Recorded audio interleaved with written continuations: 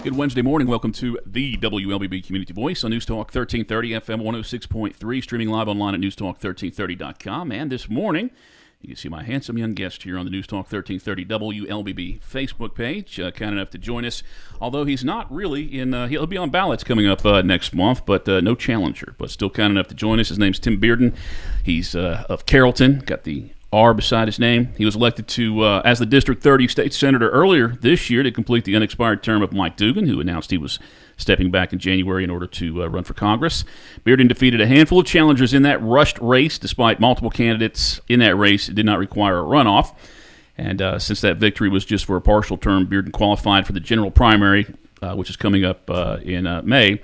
However, he'll have no challenger on the Republican side, but will be on ballots and challenged by a Democrat to start his first full term as senator for District 30 in 2025. Bearden, also a former House representative. Good morning, sir. Good morning. How are you doing today? Doing great, and appreciate you coming all the way over the 2-mile drive in Carrollton to join us. But it is cool, again, that we did schedule this, and it is kind of campaign season, but you're still cool enough to come here and just at least get to review the past session and maybe find out if there's some potential legislation that we should be looking out for next year as well. It was a little bit longer drive because I did stop by Chick-fil-A for some biscuits for you this morning. People are paying attention to the mandate, Tim. So we're here for you, and we're all happy lads here at WLBB. We'll be fed this morning. So I did do that tongue in cheek, and I've said that 3 or 4 times now. I did kind of do it tongue in cheek, but once you realize people are kind of paying attention and they don't know if it's a joke, and they do it, so I'm like, all right, let's take advantage of this. So anything I can do to help. Well, we appreciate it.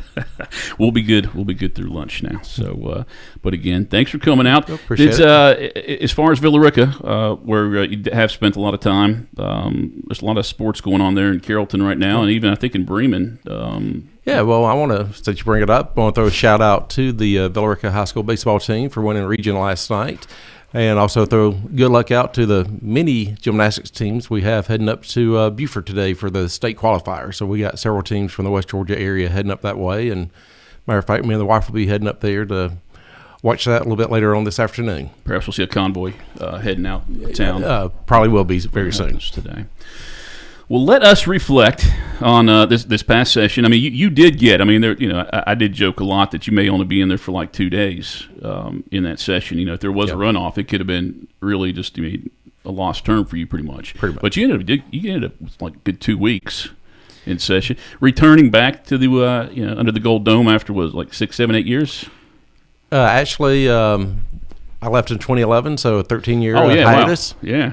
And so you were 6 years as a state house. Right? Yeah, we was right there at 7 years when I left to go to the Georgia Public Safety Training Center. Right. So anything change? Actually, it didn't take long to get right back into the groove. Nothing's really, shouldn't say nothing's really changed. I mean, faces have, but the process is still the same.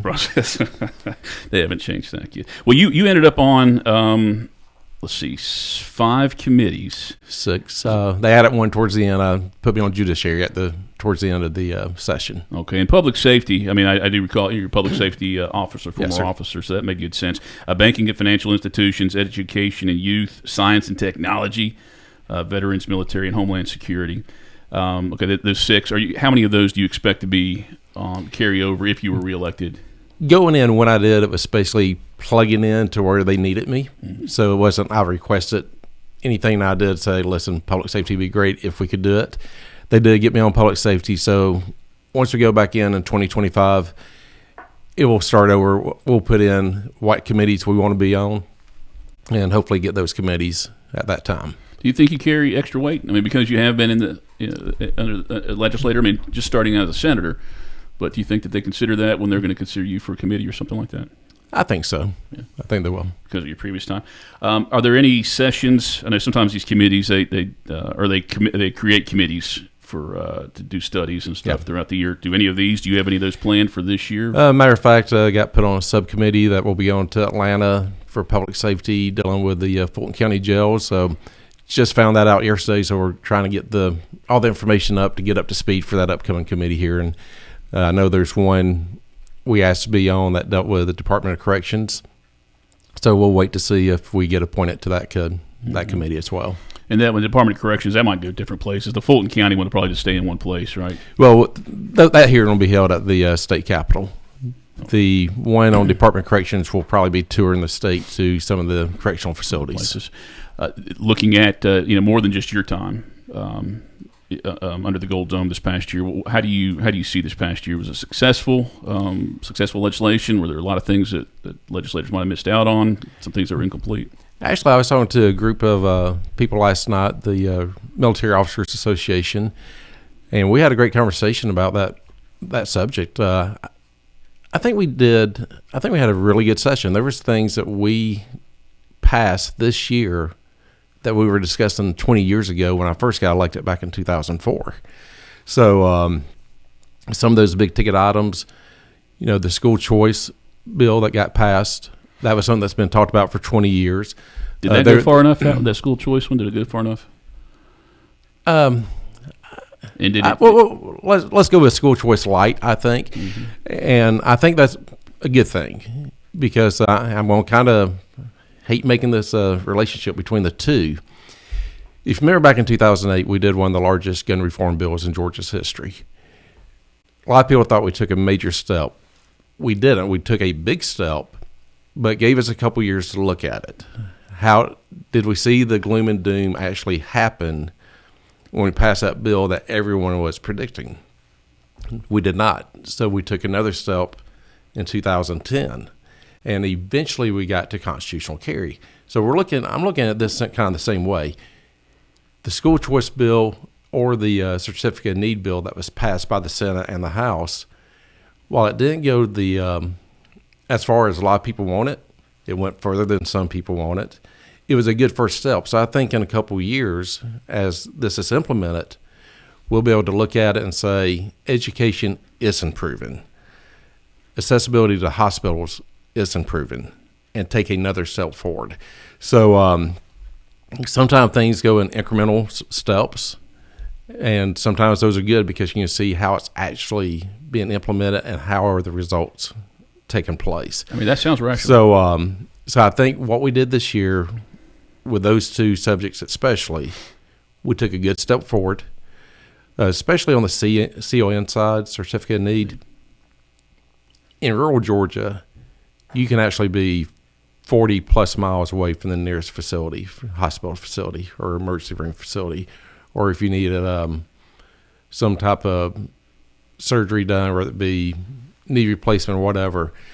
By passing the bill, what we're hoping to see is more facilities open up, especially in rural Georgia.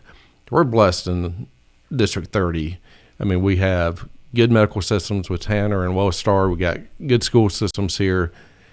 But every district and every county throughout the state's not like our West Georgia area.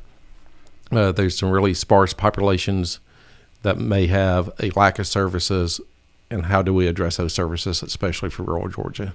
The initial school voucher bill, the one that's out there right now, that really doesn't have much, if any, effect on the West Georgia schools at this point, right? I mean, it's really not going to have much of an impact. I don't think it does.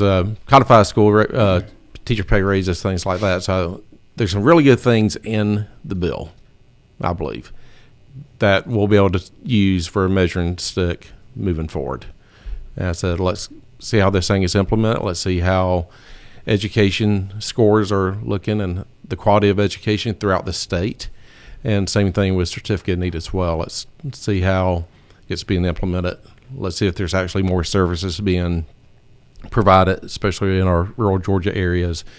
So we have, not only do we have good facilities here, we have good people I can talk to. We got several school superintendents, our medical folks here in the West Georgia area. We have good communication. They're not scared to tell you. I mean, our superintendents aren't scared to tell you. Well, communication's key on everything, even if you don't agree. Having those lines of communication is key. I've been blessed. I have a brother who's been a school superintendent for years. He's finally retiring, but we've always had those conversations for the last 20 years, especially on policy and education here in the state. But being able to reach out to any of the school superintendents here through District 30, reaching out to Lloyd Howard or Wellstar is very good for me to have as those resources. And Time right now is 8:39. Before we do take our first break, your conversation with District 30 State Senator Tim Bearden, I assume that eventually somebody will post this question. House Bill 1487, or they'll post something to question, like the latest on this legislation that would amend the charter of Villa Rica so that the mayor would have the power to appoint and remove the city manager and provide city council the power to override such actions with a supermajority vote. The bill was sponsored on the House side by Jay Collins primarily, and then you helped get it through on the Senate side. Correct. Through. Is that there has been? I have seen some people that take a broader view of it and look how that could affect other issues down the road. But the majority of people are looking at the incident right now that kind of sparked perceived need for this. What's your view on that? And why was it okay to change the charter at this time? I think there's a couple of things there. Number one, great job by Jay Collins. Really hate to see him go, but when it comes to local government, there's really not many people I trust more when it comes to local government. And then when you talk about Villa Rica local government, Jay Collins is, we'll call him an expert witness. He understands it very well. And we had numerous conversations ever since the time I was elected. Probably the night I got elected, we started talking on some of these issues. And, we felt it was the right thing for the city of Villa Rica. This bill is a good bill. It gives the mayor or any mayor in the future the right to hire or fire the city manager. It's got a good check and balance on a majority vote by the council to overrule that if need be to a 4-1 vote. But really right now it's Villa Rica needs to do what they've been doing in the past. Focus on the city of Villa Rica, the citizens, making sure we got the industry, the proper growth that's going into the city. Those are things that need to be focused on, not something internal. So I think this is a good bill that solves that issue, and we're waiting for the governor hopefully to sign the bill. We've been keeping a check on bills being signed every day. He hasn't signed a lot of bills so far, so we're expecting to see just a whole group of bills online in the very near future start hitting. And if he doesn't sign it, if he doesn't touch it, if he doesn't veto it at the end of June, it becomes law. Correct. Anyway, okay. Time right now is 8:42. Jay Collins did check in and give you a big shout out on the Facebook page. And do encourage any questions or comments you may have listening and watching this morning to post those to the News Talk 1330 WLBP Facebook page. Otherwise, I've got bills we can discuss here out the wazoo, and Tim's got his book starting with SB1 that we can go through over the next 20 minutes. But we will take our first break. Community Voice brought to you by Tanner Health System and Oak Mountain Academy. Health is a journey. It's making better choices, even when it's not easy. It's taking care of yourself and the people you love. At Tanner Health System, we're there for you with every step, with primary care, heart care, cancer care, women's care, orthopedics, surgical services, and so much more. We're dedicated to helping you live and feel your best. So let's get on that journey to health. You've got places to be for many years to come. Find us at tanner.org. The World Language Scholar Journey at Oak Mountain Academy is designed to provide students with a clearly defined, curriculum-based track to acquire essential knowledge and skills for success in biliteracy fields of study. The successful completion of this journey provides colleges with a method to recognize a rigorous foreign language immersion experience for all students at Oak Mountain Academy. I'm Patrick Duran, head of school, inviting you to journey with us on the mountain. For more information, visit us at oakmountain.us. Discover your journey at OMA. Prepare, explore, and achieve.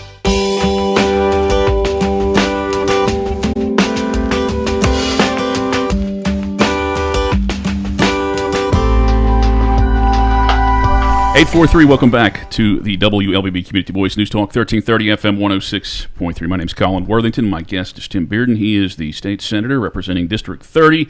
That's Carroll and Haralson County. Is that, well, it's half of Carroll now, right? It's half of Carroll. All of Haralson, most of Carroll, Sliver of Douglas. the western part of Douglas County, and a little bit of Paulding County. Just a year ago, it was just so simple. Haralson and Carroll. Again, Tim Bearden, our guest. Let me go over some of the stuff that I wrote down here for questions. State lawmakers did just complete a session in which they approved record spending, but if you look the last 4 months or so, it looks like Georgia's tax collections are starting to lag or continue to lag. Net collection in March totaled $2.34 billion, but that's a decrease of $338.7 million compared to fiscal year 2023 at the same time of the year. Are we going to how are we going to see that affect us in the next year or 2 years? We are watching this closely. It's one of those that we've been hearing about it, and it looks like we're beginning to actually see it. So we're going to be keeping a close eye on the budget. We had a tough time back in 2008 when we had a downturn. Mm-hmm. It wasn't one of those we went in with a scalpel. That was some major cuts that we had to make, and I was in the House at that time. And those are times you don't like to see. But as I said, it's one of those things also we have to be careful as we're moving forward to keep an eye on the collections. Inflation is hitting people very hard. It has been for a while now. I'll use myself for example. $125 to $130 to fill up the truck in gas. Get 3 bags of groceries from Kroger, Publix, whatever. It's $60. The money is just not going as far as it did. We're having more people putting things on credit cards. We see very high credit card right now going out there. So we got to get back to normalcy.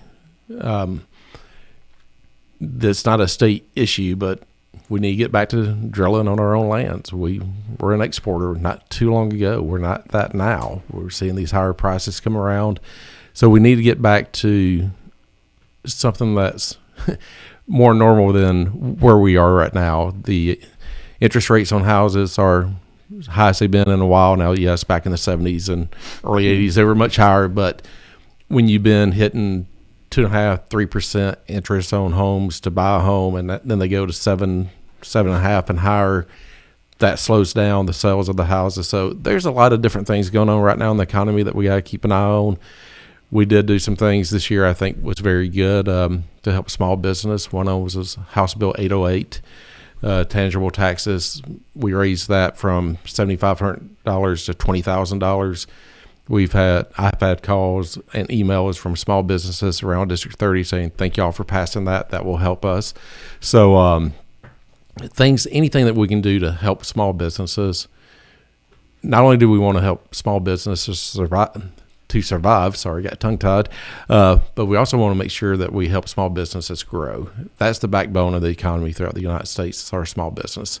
So anything we can do to help small businesses, it's going to be something that we got to look at to make sure that, not just surviving, but able to grow their economy and hopefully hire other people as well.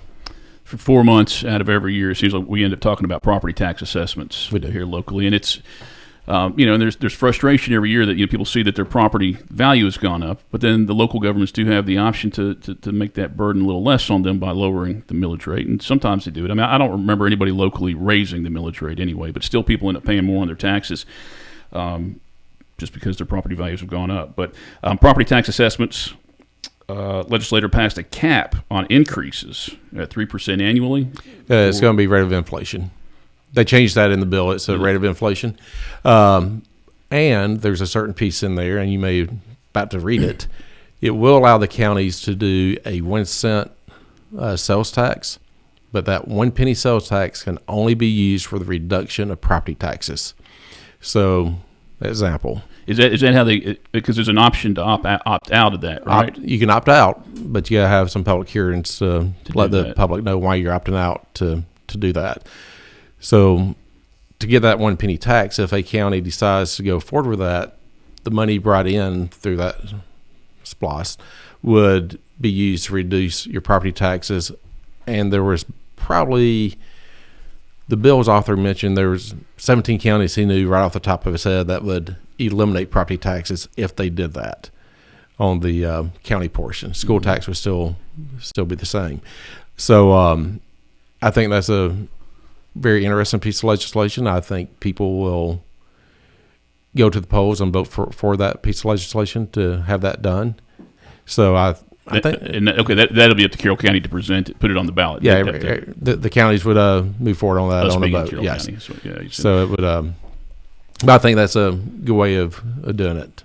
Let me ask you one more question in this segment, and I do want to give you anything else you want to make sure that we do talk about in that last segment. I do want to leave a lot of time up to you, but a bill that did fail in 2024 was the discussion of sports betting. I mean, there's been things added to a bill and taken away from a bill, but initially everybody thought that we were going to have the chance to vote on it in November, but a bill didn't come through. What do you see the future of that? Is that something that we're going to keep talking about, or is it just not enough interest on the legislative level and maybe the belief that Georgia doesn't want it?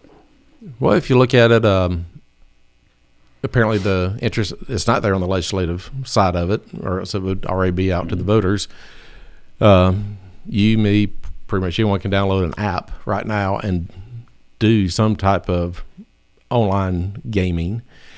And we know there's probably about $110, $120 million in the state being used for that purpose. So, but did we get the money back on those when we bet? No, because it's not a legal product in Georgia. So, but that's why that bill. Some people think that bill is beneficial, right? Get that money back. So it's right now. I just don't think there's the interest on the legislative side on both sides of the chambers, so on the House and the Senate side. If so, we've already seen it. Time right now is 8:50. We're going to take our final break, come back with probably about 8 minutes with District 30 State Senator Tim Bearden, our guest on this morning's Community Voice program. I will take one more look during the break, see if you had any questions or comments posted. Otherwise, you're leaving it up to our decision-making in that last 8 minutes. Community Voice brought to you by Tanner Health System and Oak Mountain Academy. Health is a journey. It's making better choices, even when it's not easy. It's taking care of yourself and the people you love. At Tanner Health System, we're there for you with every step, with primary care, heart care, cancer care, women's care, orthopedics, surgical services, and so much more. We're dedicated to helping you live and feel your best. So let's get on that journey to health. You've got places to be for many years to come. Find us at tanner.org. The Entrepreneur Scholar Journey at Oak Mountain Academy is designed to provide students with a clearly defined curriculum-based track to acquire essential knowledge and skills for success in business and leadership. Critical areas include identifying entrepreneurial characteristics, selecting a value position, and business model development. I'm Patrick Uran, head of school, inviting you to journey with us on the mountain. For more information, visit us at oakmountain.us. Discover your journey at OMA. Prepare, explore, and achieve.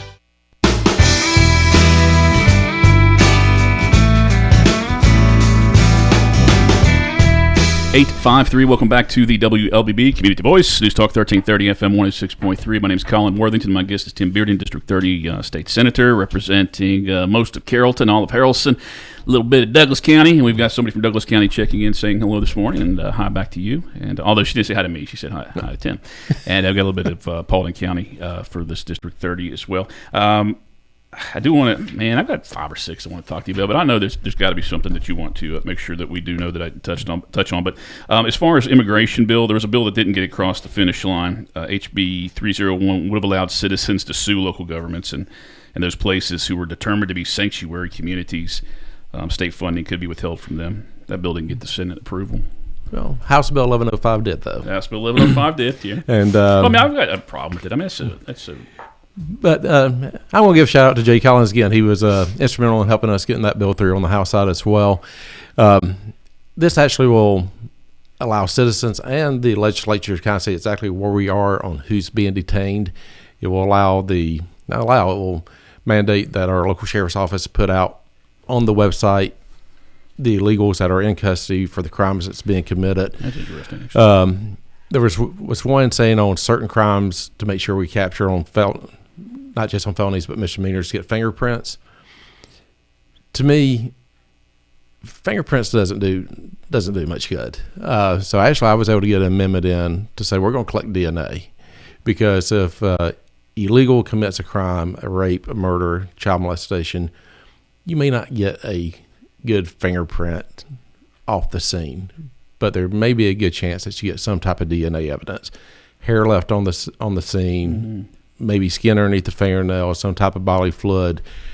And if we have someone who's incarcerated and they committed a crime somewhere else, and we have that DNA and we can match that DNA, we can make sure that individual suffers the consequences for the crime that they committed. So, we also passed a good bill in regards to fentanyl this year. basically saying I'm going to use an example, you give someone a Xanax that's laced with fentanyl, even if you didn't know it was laced with fentanyl, and you give it to them and they die, you can be charged for that death. Now, that was a good bill that I did support, but we did not touch on the trafficking portion of it, and that is something I ran on during the campaign. But took a week from the election, nearly 7 days for me to get sworn in. Then there was only 2 days left to me to get a bill drafted, to get it to committee, and going through the process. So we had the bills drafted because I wanted people to be able to see it. And so we're going to be coming back next year with a bill that directly deals with trafficking of fentanyl. We're going to make Georgia the toughest state in the nation to traffic fentanyl in. We're also going to do a bill to enhance penalties to protect our public safety officers. So if someone commits the offense of aggravated assault against our public safety officers, there's going to be tough mandatory minimums that you'll have to go through if you do commit those offenses. So there's some things that we want to look at from illegal immigration. We're not the federal government, thank God, but the border is a federal issue. But we can do things here in Georgia to make Georgia less attractive for illegals to come into our state. I'll be the first one to say support legal immigration. That's a long process. They become citizens, but illegal immigration, what we're seeing right now, flooding our country, coming across the southern border. I used to say we're setting ourselves up for another 9/11.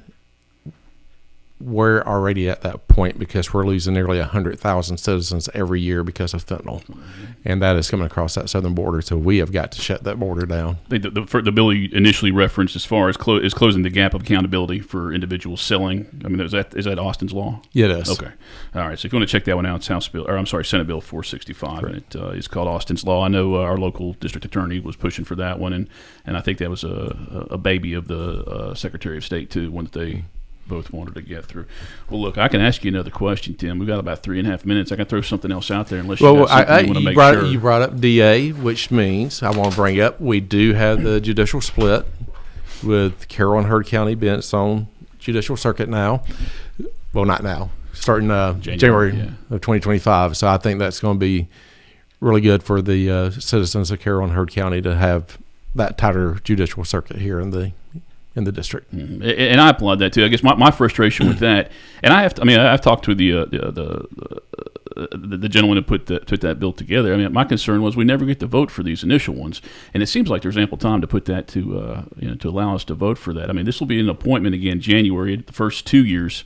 Yeah, serving, but as I've said, I mean it's really hard to somebody who is an incumbent. It's hard to beat them number one, and an appointee. It seems like there's seldom a challenger unless they really screw the pooch. And do something that's glaring mistake. Why does that happen? Why do you believe that sometimes happen for those people that create those bills? Well, I think good question. Sometimes it may be, will the bill get passed? Will the bill not get passed? If it does, is there time to go through the process under state law to put it on the ballot?